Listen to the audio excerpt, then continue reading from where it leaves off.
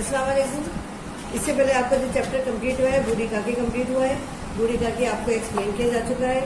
اس کے تمام سوالات جو ہے آپ کاپی کے اندر سے نکال کے یاد کیجیے گا, یعنی اپنی نوٹس بک سے یاد کیجیے جو آپ کو نوٹس پرچیز کرنے کے لیے کہے گئے. تمام اس کے سوالات یاد کیجیے, اس کا مرکز خیال, اس کا خلاصہ سب یاد کیجیے, کمپلیٹ کیجیے اس کا. اور اس کے بعد آپ چیپٹر آ جائیے شہید پہ. شہید جو ہے ہمارا ایسا چیپٹر ہے ہمارا, یعنی جو مرزا ادیب کا لکھا ہوا ہے, رائٹر جو ہے مرزا ادیب ہے, وہ لکھا ہوا ہے ان کا. مرزا ادیب کا نام مرزا دلاور یعنی حسین علی تھا. قلمی نام مرزا ادیب ہے. والد کا نام مرزا بشیر علی تھا. اسلامیہ کالج لاہور سے آپ نے بی اے کیا. آنرس کا امتحان یعنی بی اے آنرس کا امتحان پاس کیا آپ نے. اسلامیہ کالج لاہور سے آپ نے بی اے آنرس کا امتحان پاس کیا. طالب علمی کے زمانے میں ہی سے آپ کو لکھنے اور لکھانے کا بہت شوق تھا, اسی لیے مختلف مسائل میں مضامین لکھے. رسالہ ساقی میں افسانہ نگاری شروع کی. مشہور رسالے ادبی دنیا میں بھی آپ کے مضامین اور افسانے شائع ہوئے ہیں. آپ رسالہ ادب لطیف کے مدیر بھی رہے. اس دوران آپ ریڈیو کے لیے اسکرپٹ بھی لکھنے لگے. ایک ایکٹ کے زمانے ڈرامے لکھنے میں انہیں بڑی مہارت حاصل تھی. آپ کی شہرت کی ایک وجہ آپ کی کتاب صحرا نور کے خطوط بھی ہے. جنگل, کمبل, خاک, نشیں, ناخن کا قرض, مٹی کا دیا, صحرا نور کے ظلمان, آنسو اور ستارے, شیشہ میرے سنگ, فنکار, خوابوں کے مسافر, ستون, لہو اور قالین اور پس پردہ, فصیل شب, شیشے کی دیوار اور مامو جان آپ کی مشہور تخلیقات ہیں. یعنی آپ اتنا زیادہ جو ہے افسانہ لکھنے میں یا ڈرامے لکھنے میں ماہر تھے, اور آپ کو اس میں اتنی مہارت حاصل تھی کہ جب آپ لکھا کرتے تھے لوگوں کو بہت زیادہ پسند آیا کرتے تھے.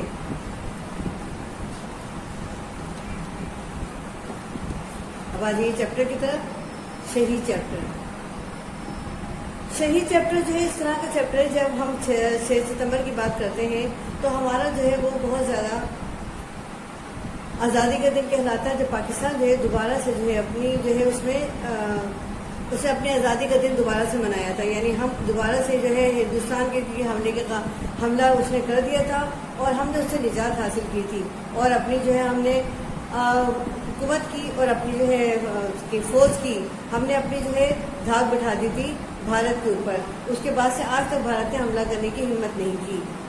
یہ اسی دوران کے شہید کی ایک بیتی ہے, جس کے جب وہ اپنی بہن کی سالگرہ کے حوالے سے بات ہو رہی ہے اس کے اندر, اور اس کا اینڈ جو ہے اس وقت جب اس کی بہن جو ہے اس کے گلے میں ہار ڈال رہی تھی, تو اس کو جو ہے وہاں سے جو ہے آرمی کی طرف سے جو یعنی فوج کے اندر جو ہے جنگ کے لیے اس کو بلاوا آ جاتا ہے, اور وہ تمام ایسی چیزیں چھوڑ کر چلا جاتا ہے, اور جب وہ جنگ میں جاتا ہے تو وہاں جا کر وہ شہید ہو جاتا ہے, واپس نہیں آتا. اسی طرح کا ایک ڈرامہ یہ بھی ہے. زمانہ 6 ستمبر 1966 کی بات ہے. یہ مقام شہر قصور کی ایک نوائی بستی ہے. یہ جائے وقوع یعنی ایک 2 منزلہ مکان کا نچلا کمرہ ہے, یعنی جہاں وہ رہتا تھا. وقت کون سا تھا؟ وقت شام کا تھا. کردار جو ہے وہ رضیہ ہے. 11-12 سال کی ایک بیٹی ہے, ایک چھوٹی لڑکی ہے, ماں باپ ہے, شادہ اور ایک سایہ ہے. یعنی شادہ ہے, اس کی بیٹی کا نام ہے, اور ایک سایہ. یعنی تمام ڈرامے کے حصے ہیں, کردار ہے. منظر. کمرے کو دیکھ کر یہ تاثر ہوتا ہے کہ ستمبر 1965 کی بھارتی بمباری سے یہ مکان کافی حد تک متاثر ہو چکا ہے. یعنی جب بھارت نے 6 ستمبر کی بمباری کی, جب اس نے حملہ کرنا شروع کیا, تو اس وقت یہ مکان اتنا متاثر ہوا کہ جگہ جگہ سے ٹوٹ پھوٹ رہ چکا ہے, اور اس کی مرمت بھی نہیں ہوئی ہے. اس بات سے اندازہ ہوتا ہے کہ واقعی یہ جو ہے بمباری سے کافی حد تک متاثر ہوا یہ مکان. اور اب گھر والے بھی اس کی آرائش اور رکھ رکھاؤ کی طرف توجہ نہیں دیتے.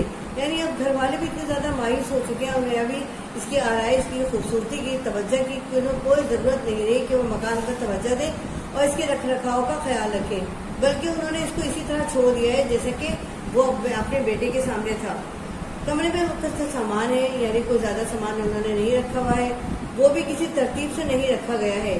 یعنی گھر کے جو لوگ ہیں وہ بہت مایوس ہیں, جب امید ہوتی ہے زندگی کی تو ہر چیز ایسی نظر آتی ہے کہ واقعی خوبصورت ہر چیز کے اوپر ظاہر ہوتی ہے، لیکن جب انسان مایوس ہوتا ہے تو وہ زندگی کی تمام جو ہے ایسی چیزوں سے، جو بے ثباتی چیزیں ہیں جن سے انسان کی جو ہے زندگی کے اندر جب اس کی امیدیں ختم ہو جاتی ہیں تو کوئی جو ہے ان کے اوپر اس سے کوئی لگاؤ نہیں رہتا۔ بالکل وہی حال یہاں ہے کہ جب ان کے بیٹے کا شہید ہو گیا تو انہوں نے کسی چیز کی کوئی پرواہ نہیں کی، بلکہ اس کی یاد اور خیالوں میں گم ہو گئے۔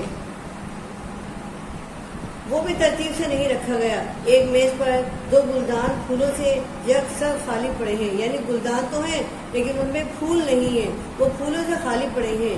چائے کے ٹرے میں 2-3 خالی پیالیاں اور ایک پلیٹ پڑی ہے۔ دیوار پر جاوید کی ایک فٹ سے کچھ کم چوڑی تصویر کے رنگین فریم پر ایک سنہری ہار پڑا ہے، یعنی جاوید جو ہے اس کی دیوار پر ایک تصویر لگی ہے جس سے جو ہے اس پر جو ایک رنگین فریم ہے، اور رنگین فریم پر جو ایک سنہری ہار اس کا پڑا ہوا ہے، یعنی لٹکا ہوا ہے۔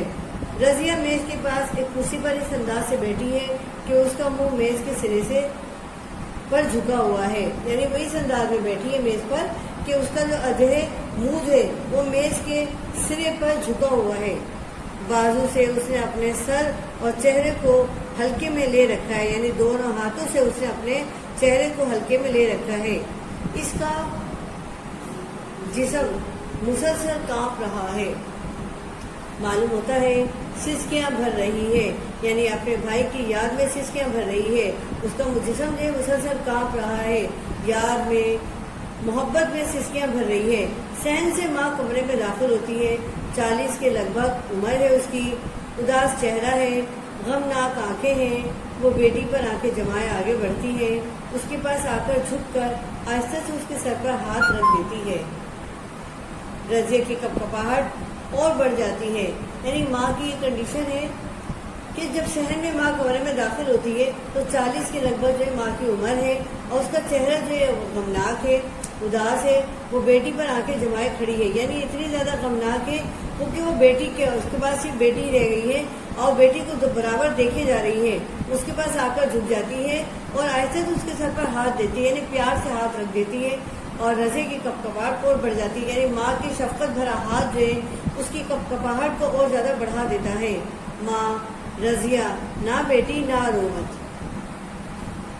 رضیہ امی، امی، یعنی اس کے منہ سے آواز بھی پوری نہیں نکل رہی ہے، امی کا الفاظ بھی پورا نہیں نکل رہا ہے۔ ماں، اٹھ بیٹھو بیٹی، میری رانی اٹھو، یعنی وہ پیار سے آواز دیتی، کہتی ہے میری رانی اٹھو، اس کے دائیں بازو پر ہاتھ رکھ دیتی ہے۔ اٹھ بیٹھو رضیہ۔ رضیہ اٹھنے لگتی ہے، بدستور سسکیاں بھر رہی ہے، آنکھیں سوج رہی ہیں، اٹھ کر نظریں جھکائے کھڑی ہو جاتی ہے، یعنی نظریں جھکائے کھڑی ہو جاتی ہے ماں کے کہنے پر۔ ماں شفقت سے اس کے سر پر ہاتھ پھیرتی ہے۔ رضیہ لمحہ بھر کے لیے ماں کو دیکھتی ہے، پھر اپنا چہرہ دونوں ہاتھوں سے ڈھانپ کر روتی ہوئی ماں سے لپٹ جاتی ہے، یعنی پھر وہ ماں سے لپٹ جاتی ہے، دونوں چہرہ اپنے ہاتھوں میں لے کر ماں سے لپٹ جاتی ہے روتی ہوئی۔ ماں، بیٹی بس اب چپ ہو جا۔ رضیہ باہر جانے لگتی ہے، ماں غمگین نگاہوں سے اسے دیکھتی رہتی ہے۔ اتنے میں باپ صحن کے دروازے سے اندر آتا ہے۔ ادھیڑ عمر کا آدمی ہے، آنکھوں پر اینک ہاتھ میں ہے، آنکھوں پر اینک ہے، ہاتھ میں چھری ہے، کرتے پاجامہ ہے پہنے ہوئے ہے اور باسکٹ میں ملبوس ہے، چہرہ افسردہ ہے مگر افسردگی پر قابو پائے ہوئے ہے۔ باپ، فاطمہ، ماں ٹرے وہیں رکھ دو۔ ماں جو ہے ٹرے وہیں رکھ دیتی ہے، شوہر کی طرف دیکھتی ہے، آپ کہاں چلے گئے تھے؟ ان سے سوال کرتی ہے کہ آپ کہاں چلے گئے تھے؟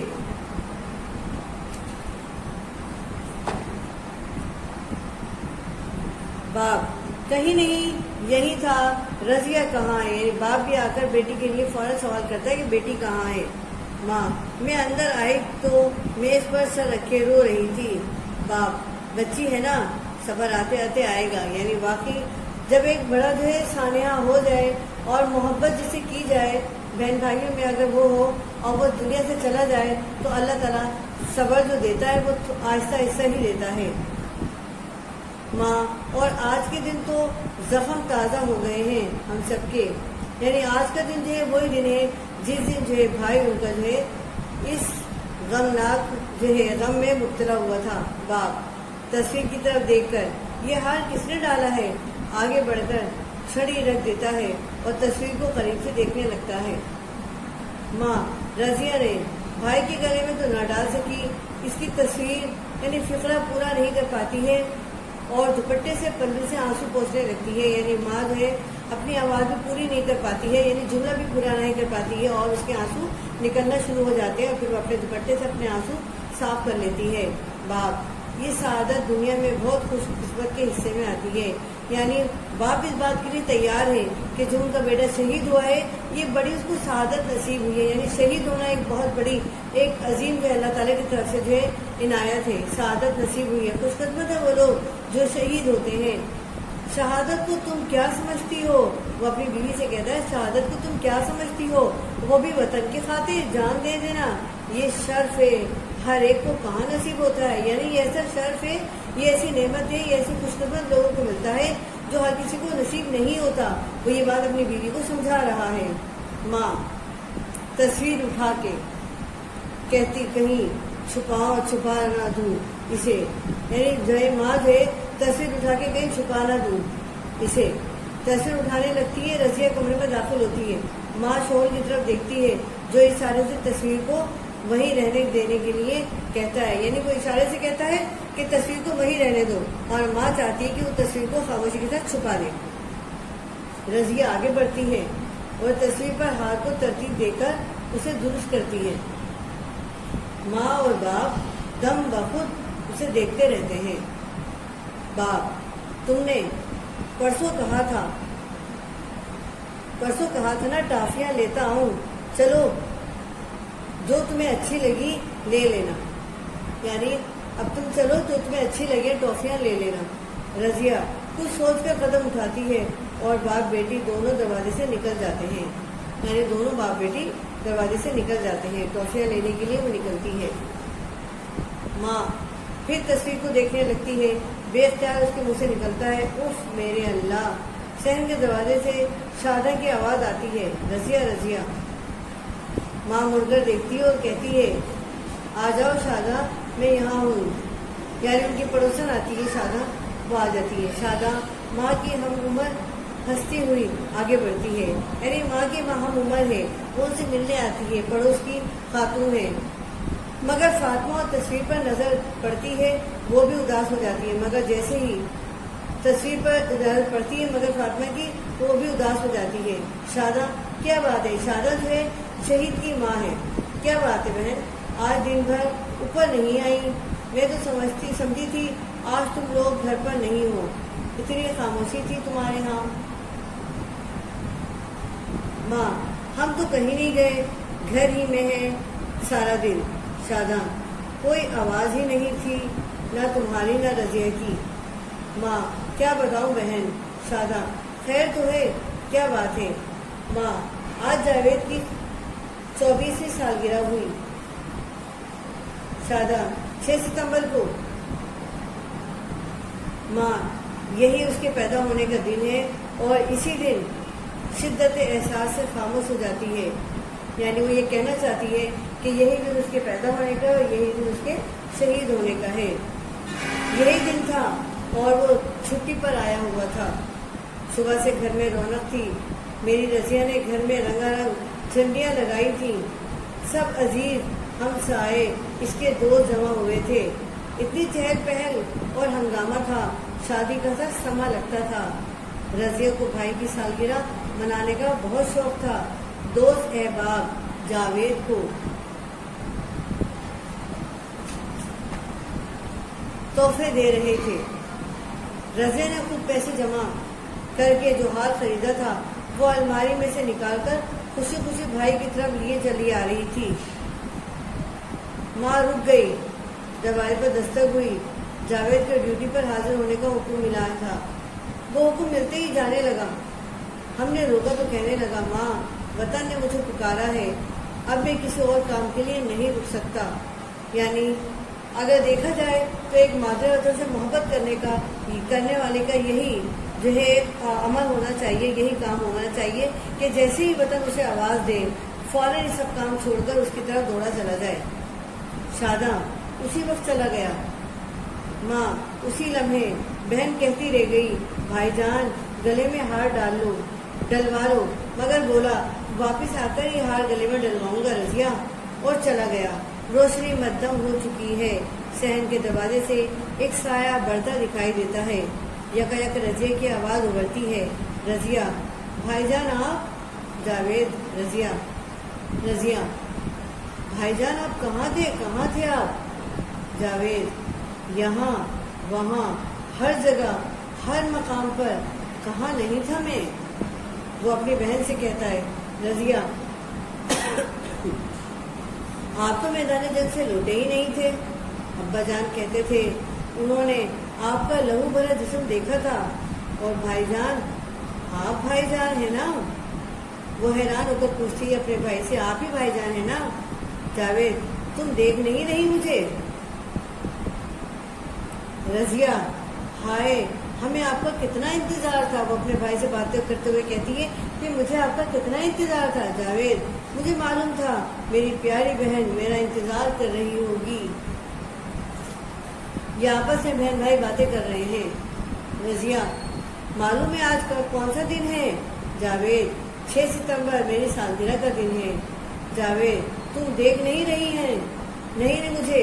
رضیہ ہائے ہمیں آپ کا کتنا انتظار تھا۔ رضیہ پھر دوبارہ یہی بات کہتی ہے کہ مجھے آپ کا کتنا انتظار تھا، یعنی ہم گھر والوں کو، ہمیں والدین کو۔ جاوید وہ ہار میں اب بھی دیکھ رہا ہوں۔ رضیہ دیکھ رہے ہیں نا اپنی تصویر کے گرد، یعنی وہ ہار کو دیکھ کر بتا رہا ہے کہ یہ ہار میں اب بھی دیکھ رہا ہوں۔ جاوید ہاں۔ رضیہ میری کتنی آرزو تھی یہ ہار آپ کے گلے میں ڈالوں۔ وہ یہ اپنی آرزو اپنے بھائی سے بیان کرتی ہے، مگر آپ چلے گئے۔ جاوید اسی لیے تو آیا ہوں، یعنی وہ یہ بات بتا رہا ہے کہ میں دوبارہ اسی لیے آیا ہوں۔ رضیہ کس لیے آئے ہیں آپ؟ وہ سوال کرتی ہے۔ جاوید وہ ہار تم اب بھی میرے گلے میں ڈال سکتی ہو۔ رضیہ اچھا، یعنی وہ حیران ہو کر کہتی ہے میں ہار اب بھی آپ کے گلے میں ڈال سکتی ہوں؟ جاوید کیوں نہیں، بالکل ڈال سکتی ہو۔ رضیہ تو اتاروں ہار؟ ہار فضا میں لہراتا ہے، کہتا ہاں بالکل اتارو ہار۔ رضیہ وہ بھائی جان۔ جاوید اب تو خوش ہونا، یعنی رضیہ کہتی ہے او بھائی جان، اسے کتنا خوش ہوتی ہے وہ اپنے بھائی جان کے گلے میں ہار ڈال کر۔ جاوید اب تو خوش ہونا۔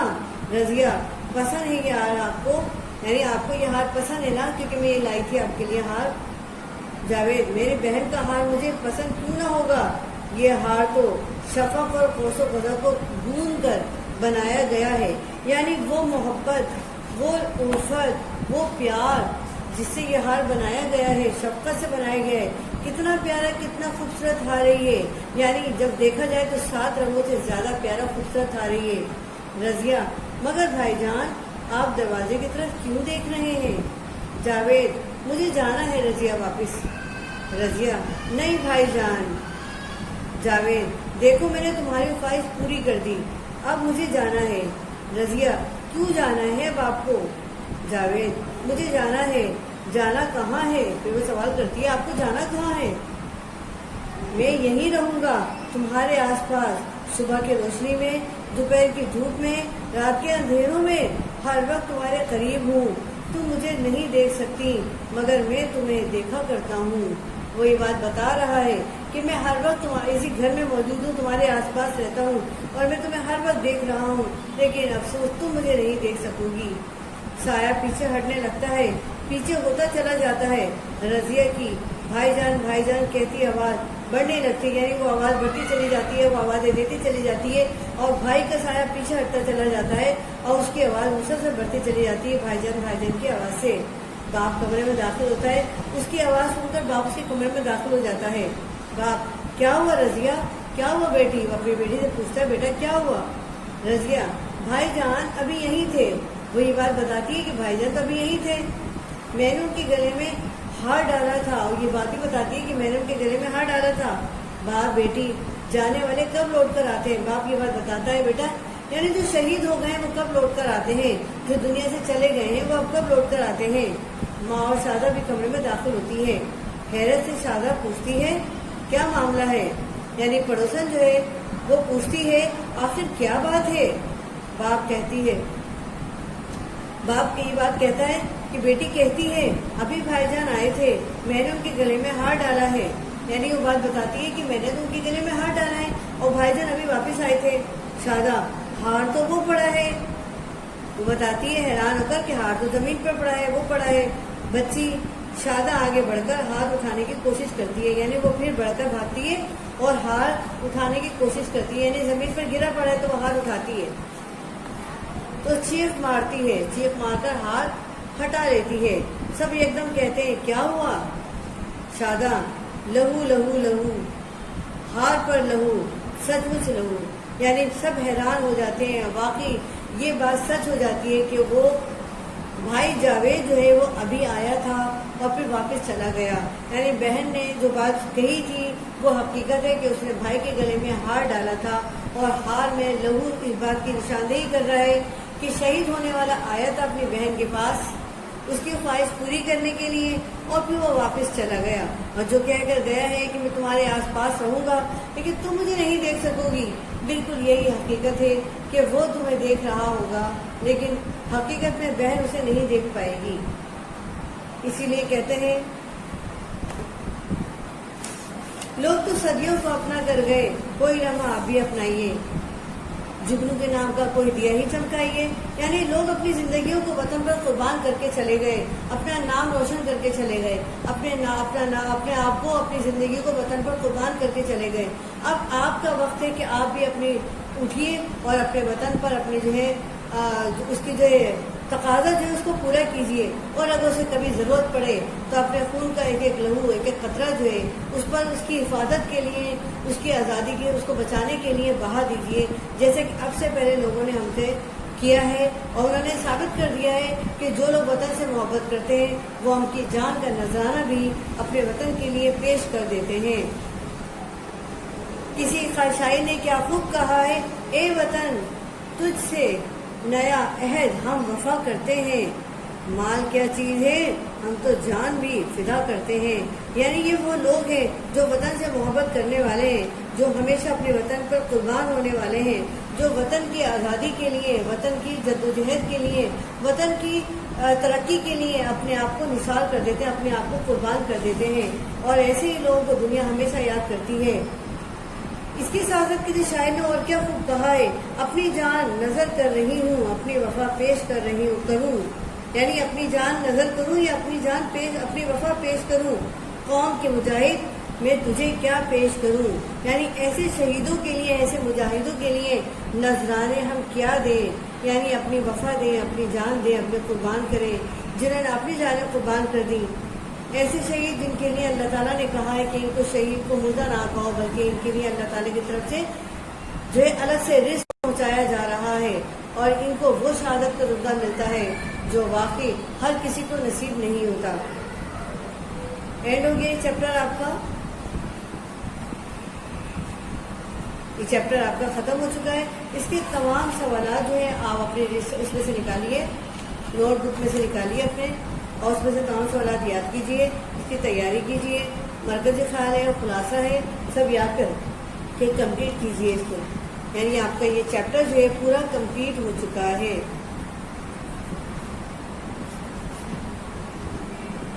اس سے پہلے جو بوڑھی کاکی کا آپ کو چیپٹر کروایا گیا تھا اس کے بھی تمام سوالات اس کو کمپلیٹ کیجیے، بوڑھی کاکی کے تمام سوالات کمپلیٹ کیجیے، اور اپنے نوٹ بک میں سے تمام سوالات اس کے یاد کر کے تیار کر کے رکھیے، اور اس کے مرکزی خیال بوڑھی کاکی کا اور خلاصہ سب کمپلیٹ کیجیے تاکہ آپ کی تیاری ہو سکے اور کسی وقت بھی آپ کو بلا کر آپ سے تیاری لی جا سکے۔